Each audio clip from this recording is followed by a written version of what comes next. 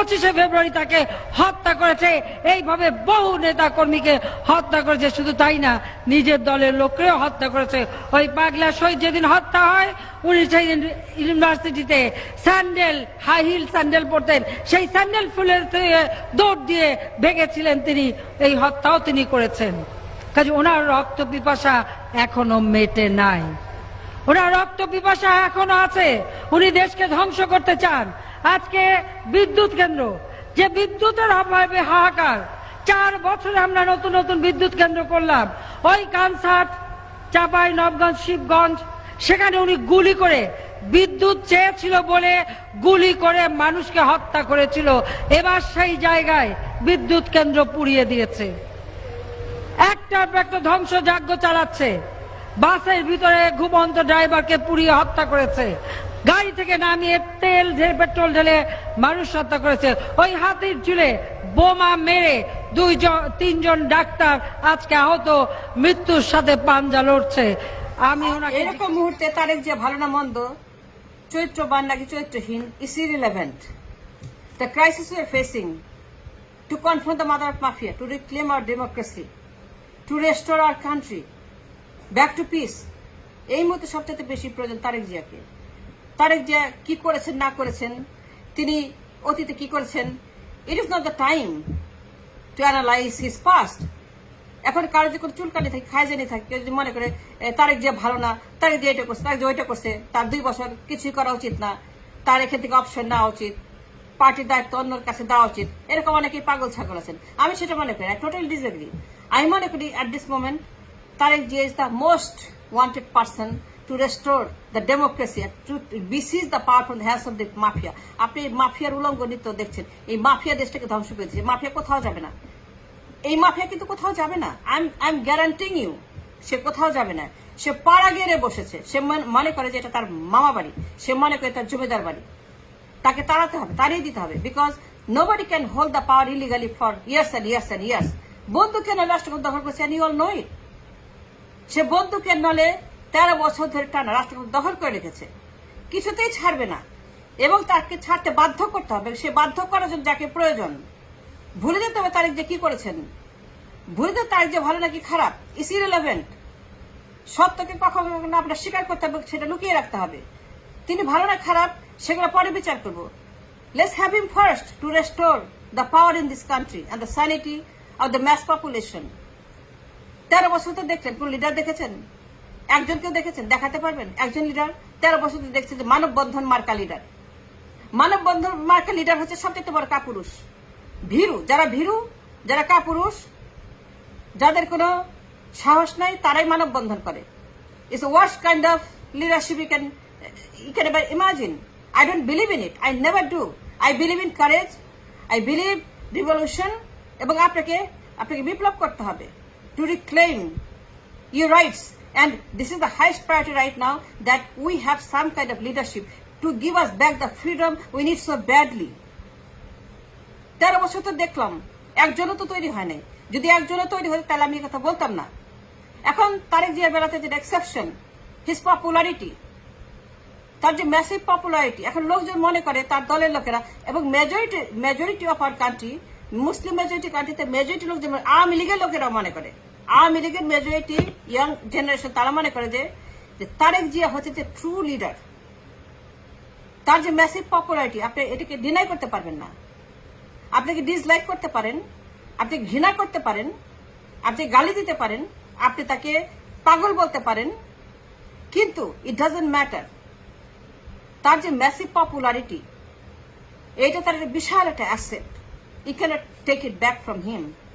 এবং majority population মনে করে যে তারেক জিয়া হচ্ছে যে future prime minister, and he is the only one who can save this country from the hands of the mafia. মেজরিটির লোকজন মনে করে যে we need Tarek Zia very very badly.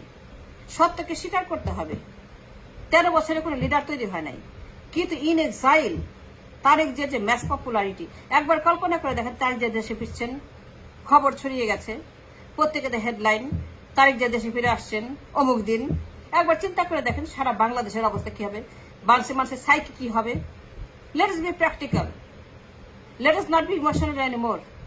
একবার চিন্তা করে দেখেন যে বাংলাদেশের মানুষ যদি জানে তারিখ যে ফিরছে অমুক দিন, তো সারা বাংলাদেশে কি একটা হৈহুল্লোড় পড়ে যাবে। It would be hard to control the crowd. It would be impossible to hold the control of the crowd. সারা 56,000 বর্গ mile, because the need and the crisis is higher and greater than ever before. There is never such a big crisis and a worse crisis in the history of the Bangladesh. একবার চিন্তা করে দেখেন তার যে Heathrow এয়ারপোর্টে তিনি এখন প্লেনে উঠছেন, চিন্তা করে দেখেন তিনি প্লেনে উঠে পড়েছেন এবং প্লেনটা এখন ট্রাভেল করছে over middle east, over Asia আসছেন। এখন তিনি দুবাইতে কিংবা জেদ্দাতে কিংবা ব্রাসেলসে তার প্লেনটা সেখানে হল্ট করেছে, সেখানে ম্যাসিভ গ্যাদারিং হবে তাকে ঘিরে, যে বাঙালিতে ইমোশনাল তারেক জিয়াকে দেখার জন্য সেখানে হাজার হাজার লক্ষ লক্ষ প্রবাসী বাংলাদেশে ভিড় জমাবে এয়ারপোর্টে। Is it create history just like Ayatollah Khomeini, the great revolution of Iran. নিশ্চয়ই আপনাদের মনে আছে ইরানের তার বিরুদ্ধে দ্য লিডার ইন এক্সাইল, তিনি এক্সাইলে থেকে যখন তার যে রিটার্ন, সেই রিটার্নের সময় ইরানের মধ্যে যে বিপ্লব হয়েছিল in 1979, that revolution became the history. এটা একটা গবেষণা হয় যে how it is possible that one leader in exile created such a massive revolution and Tariq Jia is going to repeat that history. Believe me.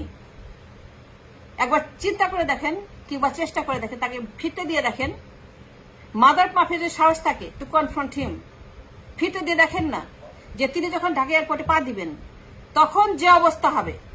Dhaka এয়ারপোর্টে তারেক জিয়ার plane যখন আসবে, ওই দূর থেকে ওই বাতাসের ভিতর যখন ঢুকবে, বাংলাদেশ সীমানা যখন তারেক জিয়ার প্লেনের সীমা রেখা দেখা যাবে, তারেক জিয়ার প্লেনের নোজটা দেখা যাবে, তখন মানুষ বাইনোকুলার নিয়ে দাঁড়িয়ে থাকবে। আপনি কি করবেন? লক্ষ লক্ষ কোটি কোটি মানুষ বাংলাদেশের রাস্তা দখল করবে।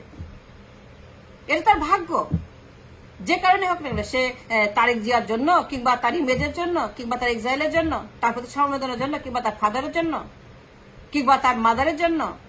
তার ফাদার একদিন বিপ্লবী, 7 নভেম্বর বিপ্লব, কিন্তু এই বিপ্লবটা যেটা এখন এই মুহূর্তে সবচেয়ে বেশি প্রয়োজন, he can create even bigger revolution than that. 7 November চাইতে বড় বিপ্লব হতে যাচ্ছে বাংলাদেশে, যদি তিনি ফিরেন, যদি তিনি ফিরতে পারেন।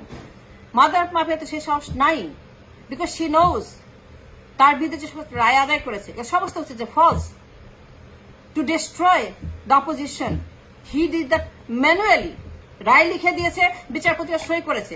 এসকে সিনহা বলে নাই কত প্রমাণ দেখতে চান আমার কাছে, আমি প্রমাণ দিব যে সমস্ত মিথ্যা মামলা, সমস্ত মিথ্যা ভার্ডিক্ট তার বিরুদ্ধে, দলের বিরুদ্ধে, নেত্রীর বিরুদ্ধে, everything is false to destroy the mother of mafia. তার বিরুদ্ধে এসকে সিনহা তো একাই তো একটা লিভিং একটা লেজেন্ড।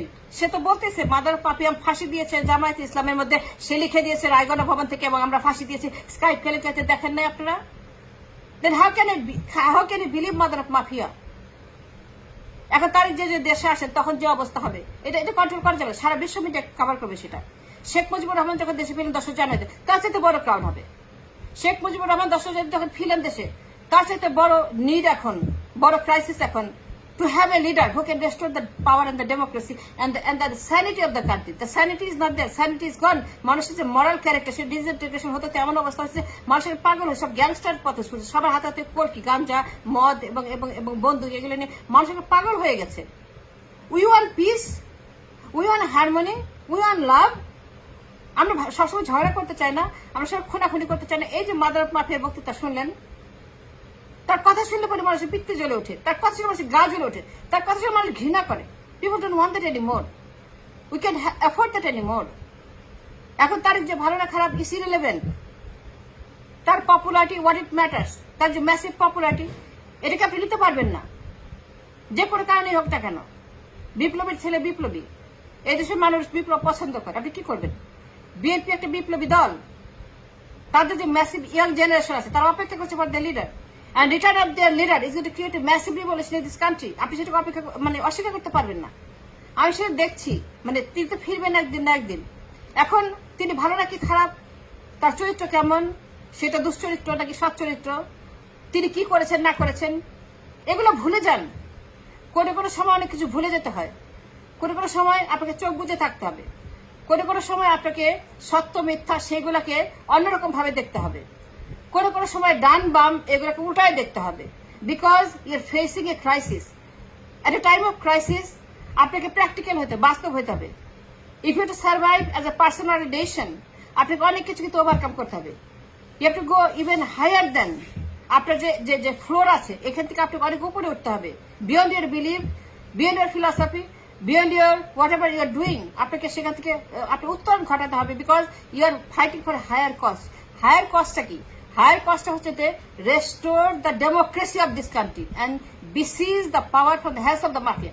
মাফিয়ারা রাষ্ট্র ক্ষমতা দখল করেছে 111 এর মাধ্যমে।